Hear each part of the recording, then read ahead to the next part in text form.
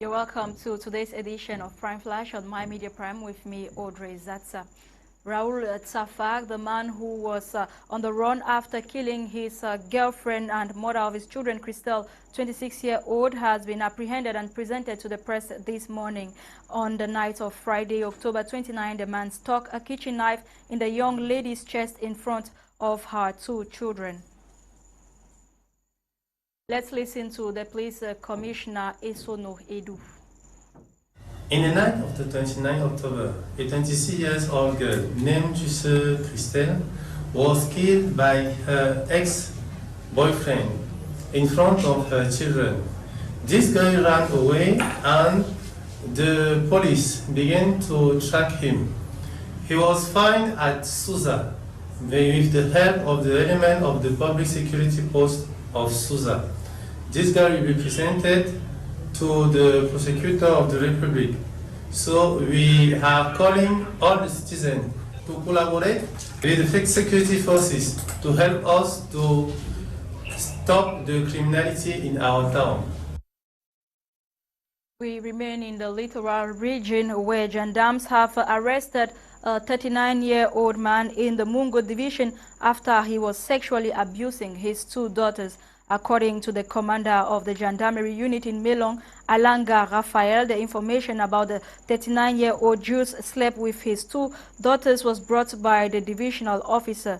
The two daughters, Aurel, age 9, and Aisha, age 7, were living with their father in the absence of their mother, who is reported to have left the husband. Aisha revealed that the father has slept with her 5 times, and Aurel said the dad slept with her 2 times. Denizens in the locality noticed this after Jews stopped the two daughters from going to school. Concerned about the two girls' absence, one of the school teachers approached Aisha to inquire what was happening to them before she revealed all what had been going on. The teacher then reported the matter to a non-governmental organizations, after which the two children were taken for medical checks, only for the doctors to reveal that one of them, Aisha, had contracted chlamydia. Gendarme sources in Melong also revealed that Jews had earlier slept with his neighbor's daughter, and after bribing the neighbor with the sum of 15,000 francs, the case was closed. Meantime, the culprit is currently behind bars pending judgment and a prison sentence. Yesterday marked 39 years since Cameroon's first president of the Republic, Ahmadu Ahiju, resigned from his functions as a president. The former president announced his resignation on November 4, 1982 on national radio. Joy Ngong revisits the atmosphere surrounding the resignation. 4th of November 1982, 39 years ago today, the one who was the very first president of Cameroon since the country obtained independence in 1960, announced, against all expectations, his decision to resign from his functions as president of the United Republic of Cameroon. Camerounaises, Camerounais, mes chers compatriotes, j'ai décidé de démissionner de mes fonctions de président de la République unie du Cameroun. Cette décision prendra effet le samedi 6 novembre 1982 à 10 heures. En cette circonstance capitale, je voudrais du fond du cœur remercier toutes celles et tous ceux qui, depuis bientôt 25 ans, ont accordé leur confiance et apporté leur aide dans l'accomplissement de nombreuses tâches à la tête de l'État.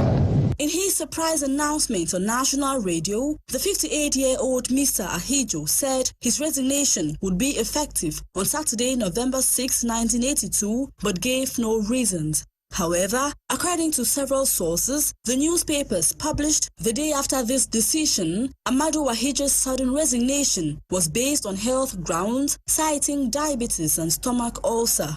In his farewell message, he invited all Cameroonians to grant, without reservation, their confidence and assistance to his constitutional successor, Mr. Paul Biya.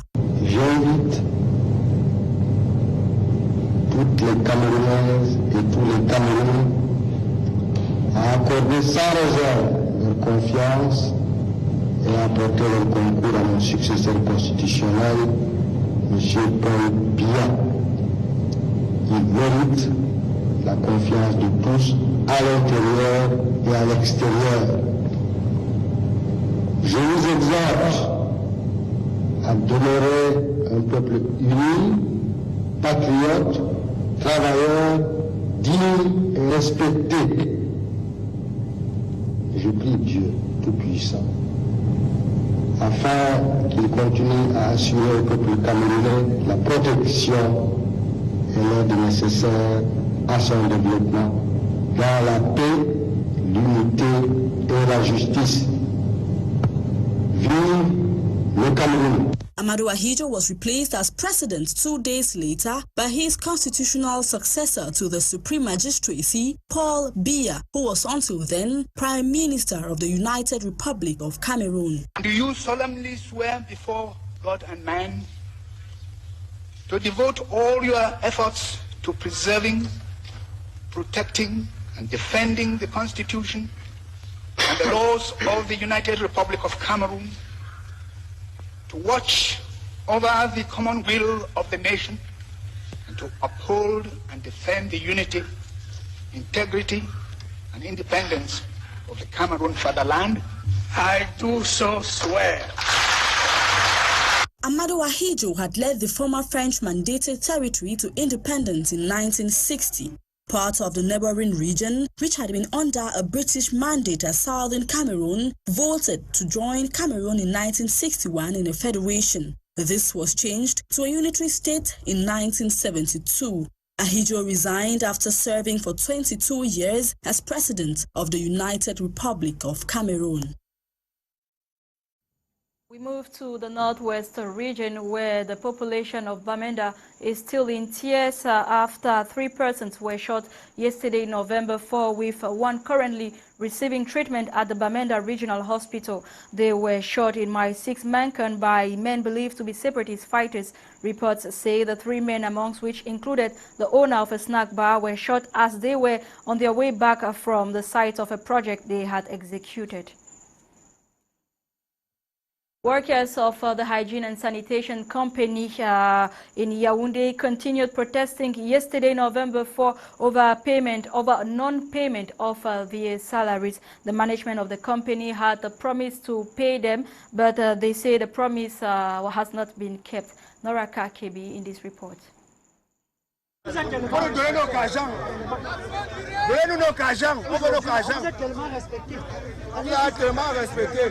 Workers of the Waste Collection and Disposal Company, Nsungkikang, in Cameroon's political capital, Yaounde, have gone on strike today, November 4, dropping down their work tools and equally barring the entrance to their employees' office after promises were not met. The disgruntled Nsungkikang workers, who had resumed work on October 30th, decided to stop work today as a result of incomplete payment of their salaries. The workers plan on extending the strike action as they call on their colleagues in Douala and Bafo to join them. It should be recalled that only last week, the unsatisfied workers of Cameroon's Hygiene and Sanitation Company had planned to go on a general strike if management failed to settle their 2 months unpaid salaries. However, after negotiations with management, the workers called off the strike. Sadly, the management of the garbage and disposal company did not respect their own side of the bargain. This lack of trust has triggered the employees to take to the streets again as they are heard screaming and asking for their rightful payments. Before now, inhabitants of Yaounde witnessed the rapid and evolving change as far as keeping the city clean was concerned.